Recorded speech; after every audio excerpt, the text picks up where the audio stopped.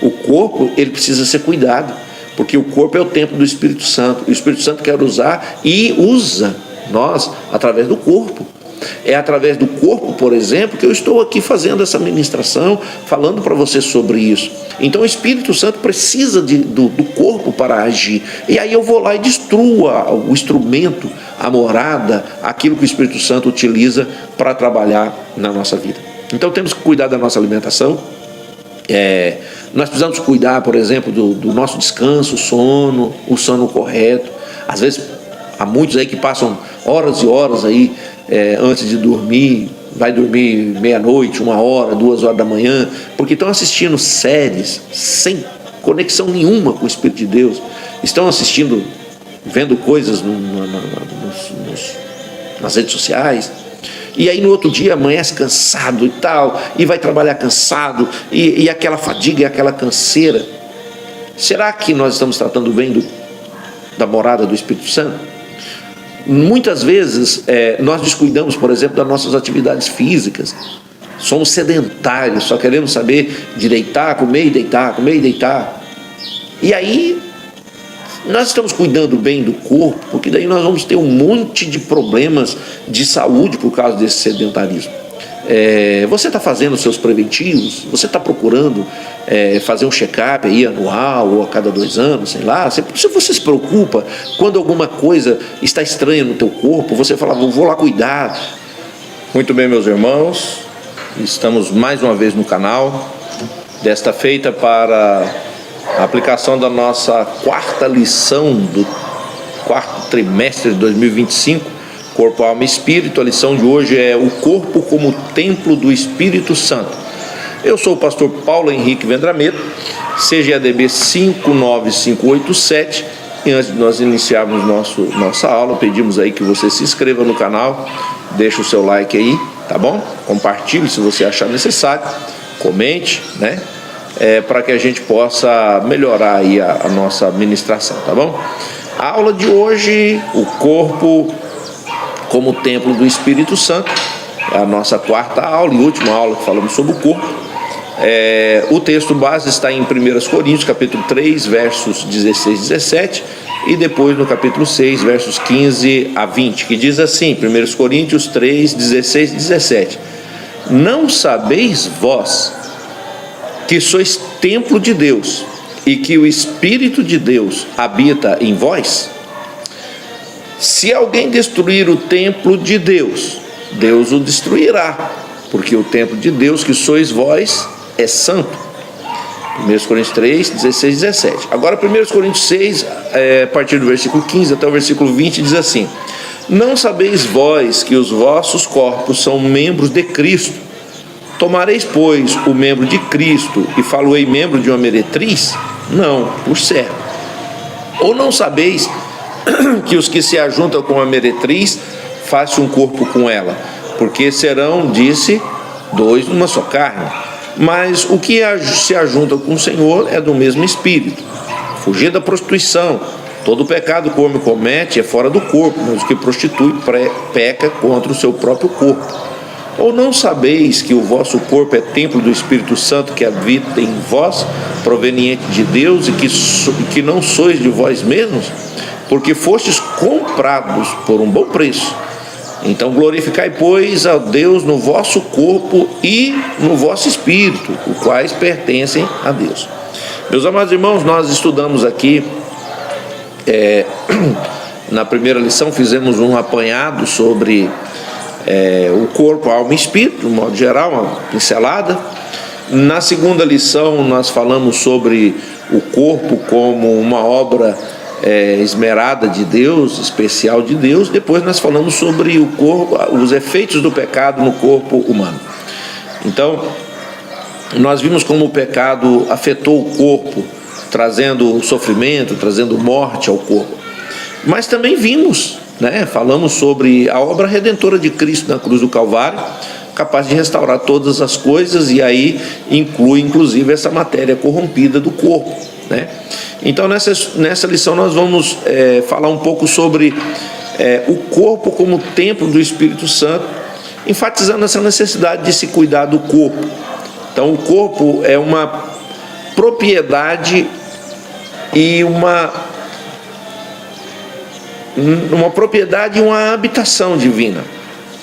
Então, é importante a gente observar que, assim como a alma e o espírito foi comprado por Cristo, pelo sangue de Cristo, o corpo também foi. E nós estamos aqui focados na questão do corpo. A partir da próxima aula nós vamos falar um pouco sobre a alma, mas aqui focar sobre o corpo. O corpo também foi comprado por Cristo, e esse corpo recebe um carimbo, um selo do Espírito Santo. Isso é comprovado em 1 Coríntios 6:20, Efésios 1, 7 a 13. E o que nós vamos perceber com esse selo? Isso nos mostra, o selo mostra uma propriedade. Selo é uma escritura, selo é uma referência de que, hoje não se usa muito o selo da carta, mas quando você tinha uma carta que ela vinha com selo, significa assim: saiu da minha mão, eu coloquei o selo, e só vai desatar esse selo quando chegar do outro lado. Qualquer coisa nesse espaço, ele é uma violação da correspondência. E o apóstolo traz essa expressão de selo. Quando o Espírito Santo, quando nós aceitamos a Cristo como Salvador, a Bíblia diz que o nosso corpo recebe um selo, recebe uma marca, e esse selo do Espírito Santo é a nossa destinação até a glória de Deus, até a restauração total. Isso vai mostrar, então, de alguma forma, que esse corpo tem uma propriedade, esse corpo tem uma referência, e essa propriedade ele é de Deus, e nós estamos falando em todos os aspectos: corpo, alma e espírito, inclusive, como nós estamos falando, inclusive o corpo. E a Bíblia coloca como esse templo, esse corpo como templo, como morada, como tabernáculo. Nós vamos ver mais adiante. Em João 14, versos 16 e 17, Jesus disse: olha, eu vou para o Pai e vou rogar ao Pai o outro Consolador para que fique convosco, que é o Espírito Santo da verdade. E ele faz questão de colocar que ele habita convosco no presente. A expressão de Jesus no verso 17 é: habita convosco e estará em vós. Olha só, a expressão habita e estarás, vai indicar duas situações diferentes. A primeira, porque os apóstolos, antes da morte e ressurreição de Jesus, o Espírito Santo estava com eles. O Espírito Santo habitava junto com eles, porque Jesus estava ali, o Espírito Santo estava ali, morava junto com eles, estava junto com eles. Eles sentiam a presença do Espírito Santo por ali. Mas depois da morte e da ressurreição de Jesus, quando lá do tabernáculo, estudamos isso, quando lá no cenáculo, nós falamos muito bem na lição anterior sobre o dia em que o Espírito Santo desce sobre a igreja, ali no cenáculo, no dia do Pentecoste. Então, a partir daquele momento, o Espírito Santo não somente estava, agora o Espírito Santo habitava dentro deles. O Espírito Santo, ele passa de ser um agente influenciador, um agente externo que influenciava, para ser um agente interno que modifica, que transforma, que age. Então, antes da morte e ressurreição de Jesus, o Espírito Santo, os apóstolos tinham a presença do Espírito Santo. Só que depois da ressurreição, depois do Pentecoste, eles passaram a ter o Espírito Santo dentro dele pela experiência da regeneração. E isso acontece extraordinariamente com todos aqueles que encontram a Cristo como Salvador. João 3, 3 a 8, Tito 3, 4 a 7, 1 Pedro 1 e 23, todos que aceitam Jesus, eles passam a ter dentro dele o Espírito Santo fazendo morada. Isso é uma coisa difícil da gente explicar isso de uma forma a compreender, porque a nossa mentalidade é muito fraca para entender isso. Então, passamos a ser uma habitação divina. E como uma habitação divina, nós precisamos então, já que o Espírito Santo é santo, já que Deus é santo e Ele requer que nós sejamos santos, então nós precisamos agora nos dedicar a santificar e dedicar esse corpo à morada do Espírito Santo. E é um grande engano, tem gente por aí que fala, Deus só quer o coração. Me parece que não, porque Ele habita no nosso corpo por inteiro. Bom, o apóstolo usa a expressão, não sabeis vós.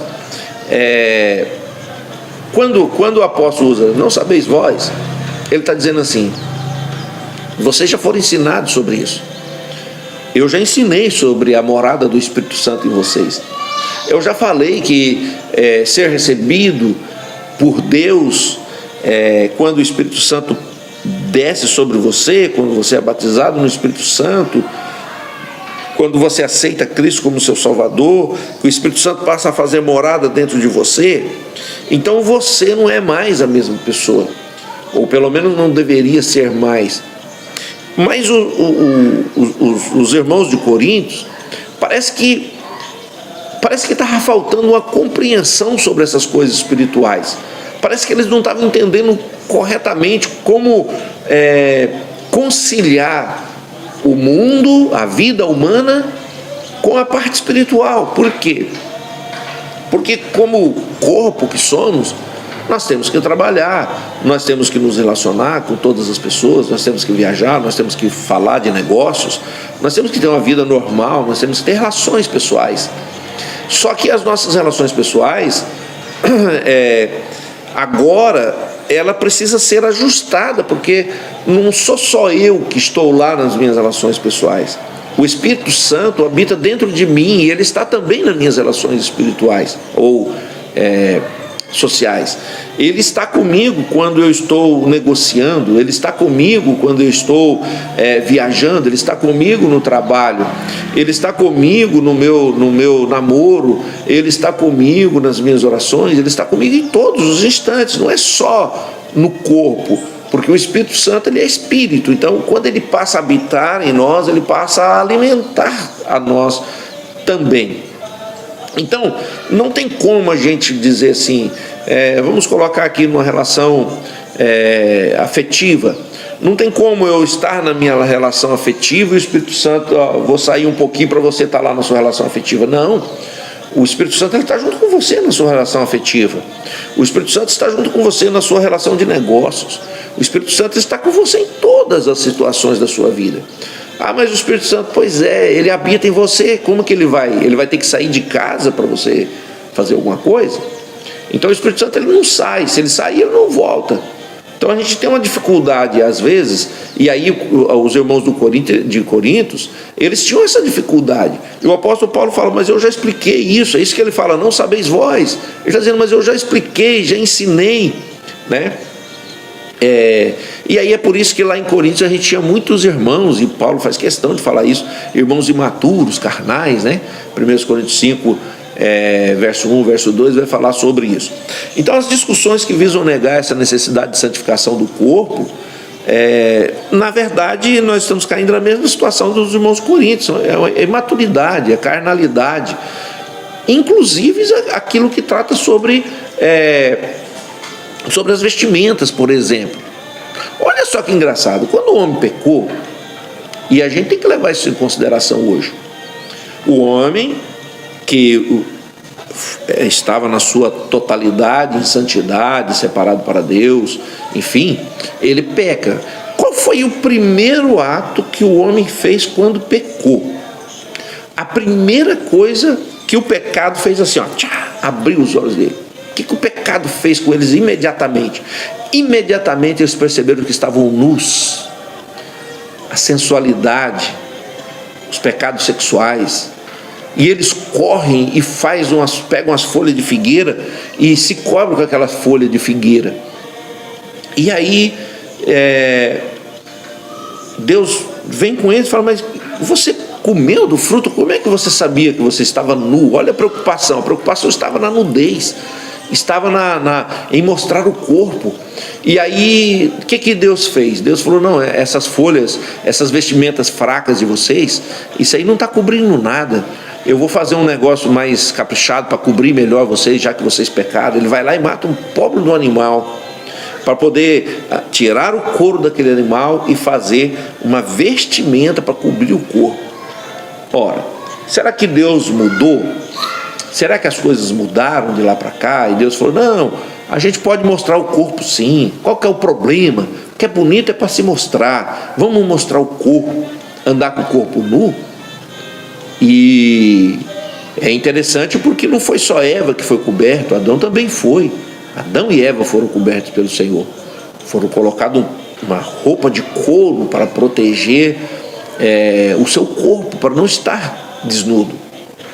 Então, o padrão moral de Deus, ele é maior do que o nosso. Nós achamos que uma folha de figueira tá bom, tá coberto, mas Deus acha que não. Deus acha que a gente tem que colocar ali, de repente,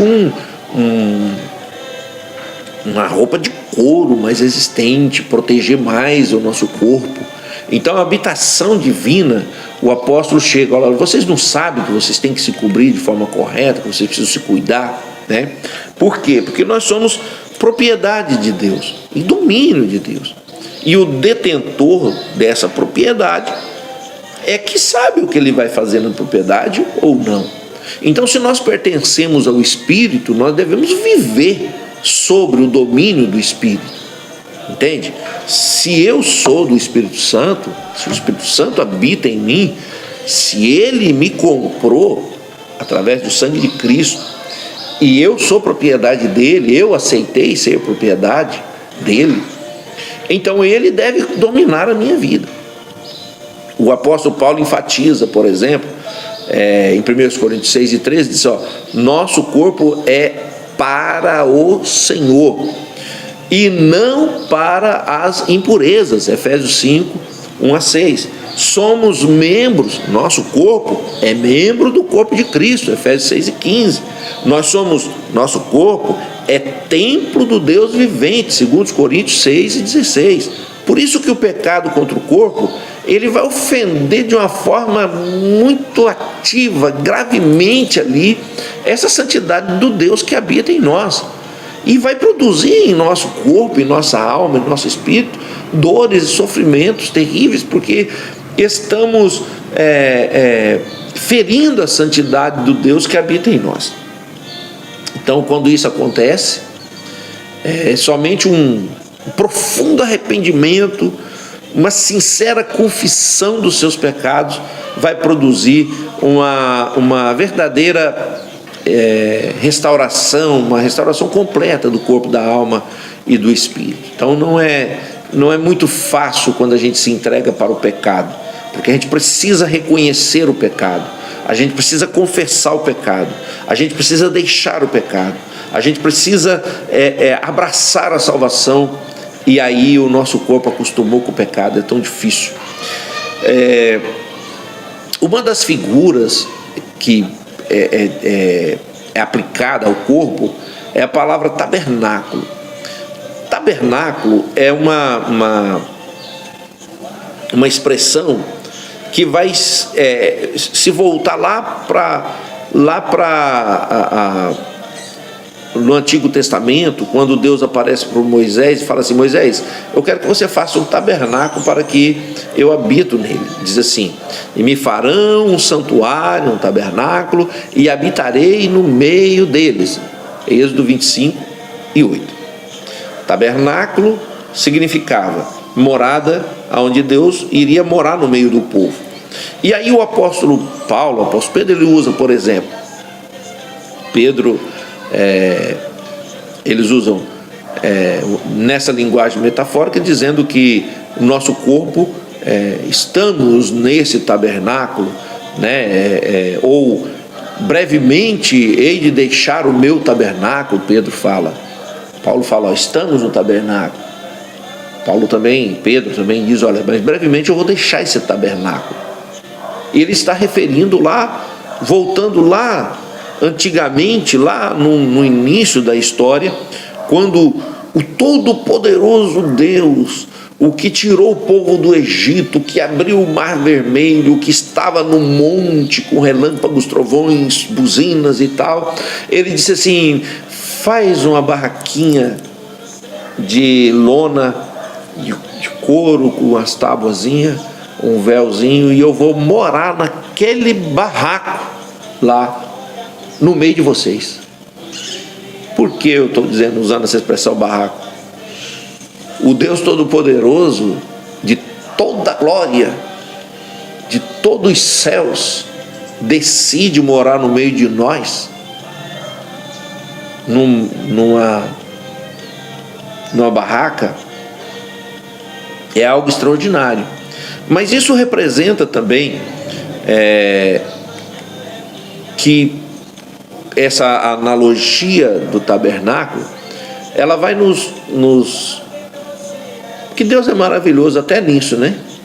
Ele fala assim: vocês vão fazer o tabernáculo, mas vocês vão fazer o tabernáculo, eu preciso de 3 separações no tabernáculo.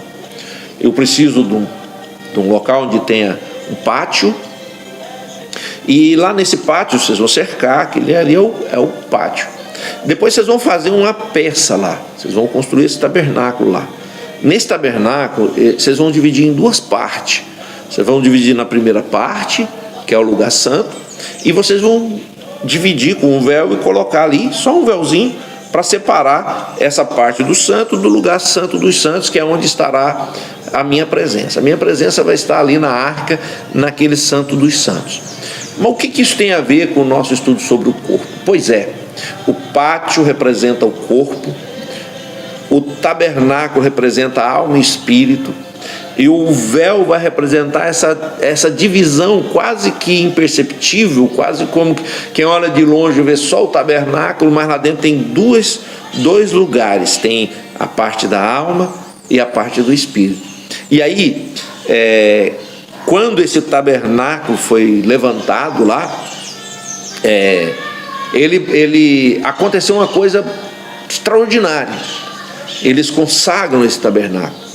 Eles tinham feito o tabernáculo, não tinha nada lá no tabernáculo, era só um corpo com alma e espírito, sem nada. Mas de repente eles consagram aquele tabernáculo. E quando eles consagram aquele tabernáculo, a Bíblia diz que a glória de Deus desceu sobre aquele lugar e encheu todo aquele tabernáculo da glória de Deus. Aleluia! Então, assim é a presença do Espírito Santo na vida do crente. Ele vai encher na sua integralidade o corpo, a alma e o espírito. Isso mostra uma figura aí com relação ao tabernáculo. O tabernáculo, a partir do momento em que ele foi cheio da glória de Deus, a presença de Deus não saiu mais do tabernáculo. E a presença de Deus era referendada ali por uma nuvem. A nuvem descia sobre o tabernáculo, né? Quando Deus estava ali falando com Moisés, de repente aquela nuvem subia, pairava e ficava ali em cima daquele tabernáculo, ficava em cima do tabernáculo. E quando aquela nuvem se movimentava, o povo de Israel, os levitas, imediatamente desmontavam o tabernáculo e levavam para onde a presença de Deus, onde aquela nuvem ia. E aquela nuvem se movimentava e parava. Quando a nuvem parava, eles desciam todos aqueles equipamentos, montava todo o quadro de novo do corpo, montava de novo o tabernáculo, alma e espírito, colocava todas as coisas ali, e ali Deus permanecia naquele lugar. Quando aquela nuvem se levantava de novo e ia de novo, eles iam de novo. Quando parava, eles paravam. Quando se movimentava, eles movimentavam. Quando parava, eles paravam. Então, o que isso mostra? Mostra que nosso corpo, precisa estar sensível ao Espírito Santo. Precisamos estar atentos aonde quer que o Espírito Santo nos quer levar, é que devemos ir. Nós não podemos tomar decisões aleatórias, independente da vontade do Espírito de Deus que habita em nós. Quando nós tomamos decisões erradas no nosso viver diário, as consequências serão terríveis para nós. O povo de Israel que estava no Egito, eles tomaram decisões erradas. E aí Deus falou: jurei na minha indignação, eles não vão entrar no meu repouso. Que Deus tenha misericórdia de nós e nos livre de decisões e movimentos errados no nosso viver diário. Seguir a presença do Espírito Santo de dia e de noite, em qualquer lugar, seria a melhor opção. Muito bem, cuidando do corpo, cuidando desse templo, cuidando desse tabernáculo, cuidando desse local onde o Espírito Santo habita. A primeira fala do apóstolo Paulo no texto que nós lemos é fugir da prostituição. A palavra prostituição, que vem do grego porneia, né? Que está em 1 Coríntios 6,18, que nós lemos no início, ele tem um significado amplo, mas que traz a ideia de impureza, que traz a ideia de imoralidade sexual no sentido geral. Então toda prática sexual ilícita fora do casamento, ela abarca toda essa ideia de prostituição. Quando ele usa o verbo fugir, ele está falando que a gente precisa tomar decisões, a gente precisa necessitamos de ações concretas, de movimentos concretos que nos coloquem a salvo desse grande pecado da prostituição. Porque o pecado da prostituição, ela vai nos trazer terríveis malefícios. A impureza sexual, ela destrói as pessoas. E como que a gente vai se proteger dessas atividades, ou fugir dessa aparência do mal, fugir dessa prostituição, como diz o apóstolo aqui? Então, uma das coisas que afeta muito a nossa vida é o que nós vemos. Porque o que nós vemos determina se o nosso corpo é luz ou se é trevas. Mateus 6, 22 a 23. Além dessas situações espiritual, o pecado da prostituição, porque nós estamos falando do corpo, e aí quando a gente fala da prostituição, a gente pensa logo a questão espiritual. Não, a questão espiritual, sim, inevitavelmente nós poderemos perder a nossa salvação por causa disso. Mas o corpo ele sente os pecados sexuais trazendo a nós consequências físicas e mentais, a nossa mente. Nós falamos aqui já na aula anterior sobre o problema das doenças mentais que vêm surgindo, principalmente nessa geração. As pessoas estão muito acostumadas com pornografia, os jovens muito cedo vendo essas coisas, e esse vício da pornografia, ele é um vício autodestrutivo. Quanto mais se pratica, mais a nossa mente se carrega, e aí Jesus disse aí, o nosso corpo, a janela do nosso corpo não está vendo a luz, não está vendo o Espírito, não está vendo as coisas de Deus. Ela está cada vez se aprofundando mais nas trevas, cada vez dando mais lugar ao inimigo, ao diabo.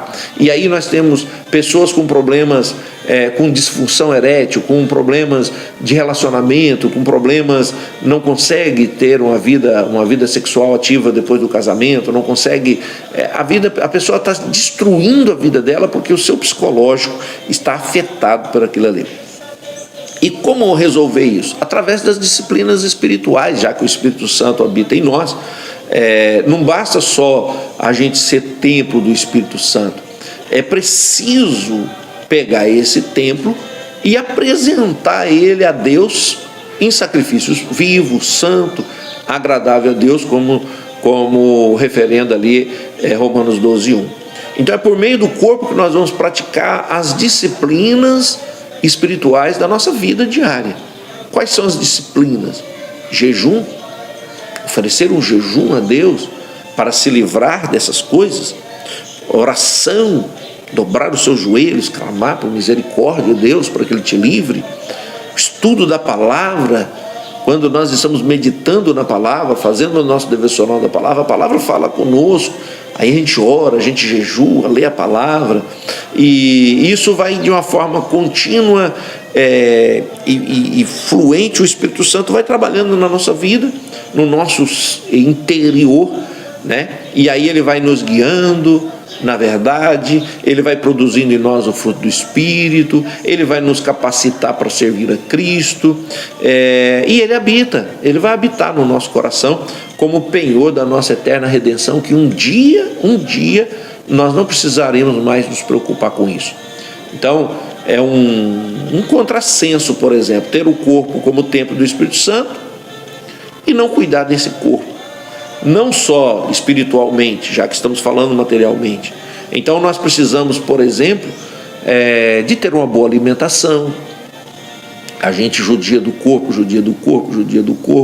aí a gente já tem uma predisposição diabética, e aí o que acontece? A gente enche de doce lá na frente. Eu não posso mais fazer jejum porque eu destruí meu corpo lá atrás. Você tem um problema já talvez genético aí, com pressão alta, gosta do sal. Você tem um problema, uma situação de repente aí de familiar, de hereditário, aí de câncer de mama ou de câncer de alguma coisa, e aí você não faz os tratamentos corretos. Então nós também, o que isso tem a ver, pastor, com a coisa espiritual? Pois nós estamos aqui encerrando esse tema do corpo. O corpo, ele precisa ser cuidado, porque o corpo é o templo do Espírito Santo, e o Espírito Santo quer usar e usa nós através do corpo.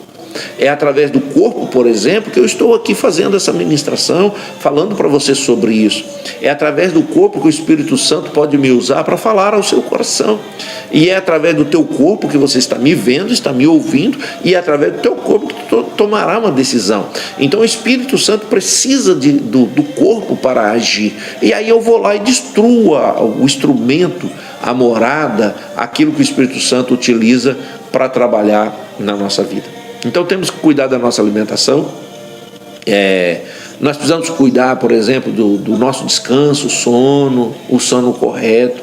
Às vezes há muitos aí que passam horas e horas aí antes de dormir, vai dormir meia-noite, 1h, 2h da manhã, porque estão assistindo séries sem conexão nenhuma com o Espírito de Deus, estão assistindo, vendo coisas nas redes sociais, e aí no outro dia amanhece cansado e tal, e vai trabalhar cansado, e aquela fadiga e aquela canseira. Será que nós estamos tratando bem da morada do Espírito Santo? Muitas vezes nós descuidamos, por exemplo, das nossas atividades físicas. Somos sedentários, só queremos saber de deitar, comer e deitar, comer e deitar. E aí nós estamos cuidando bem do corpo, porque daí nós vamos ter um monte de problemas de saúde por causa desse sedentarismo. Será que nós estamos, e aí vamos aí principalmente, especialmente, aqueles que já atingiram ali os seus 40 anos para frente, você está fazendo os seus preventivos? Você está procurando fazer um check-up aí anual ou a cada 2 anos, sei lá? Se você se preocupa quando alguma coisa está estranha no teu corpo, você fala, vou lá cuidar, passar uma tinta aqui nessa casa onde o Espírito Santo mora. Será que você está falando assim, poxa, tem alguma coisa errada aqui no meu corpo, eu preciso cortar essa grama, eu preciso fazer uma faxina, eu preciso limpar alguma coisa, eu preciso tirar alguns excessos? Será que você está tendo esse cuidado com o corpo? Né? Existe meios de saúde preventivos e curativos que Deus já disponibilizou, está ali. A gente vê várias referências, nós falamos aqui sobre Deus foi lá e usa Isaías e diz, olha, vai lá e fala para o rei Ezequias que ele vai morrer. Tá bom. Aí vai morrer? Vai. Senhor, então agora volta lá e fala que ele não vai morrer. Mas o que eu tenho que fazer? Coloca uma pasta de figo sobre a sua chaga que ela vai sarar. Olha só, Deus usa. Para isso Deus deu sabedoria para o ser humano, para que ele pudesse criar os medicamentos ou a medicina, desenvolver algumas áreas E Deus disponibilizou, está disponível. Se não fosse assim, Deus não tinha feito uma quantidade de plantas medicinais que nós podemos usar através de chá, e quase que 100% dos medicamentos são feitos através das plantas medicinais, né? Então Deus criou os remédios para o ser humano. E você está se cuidando? Ou você deixa a coisa chegar num nível que depois não tem mais retorno?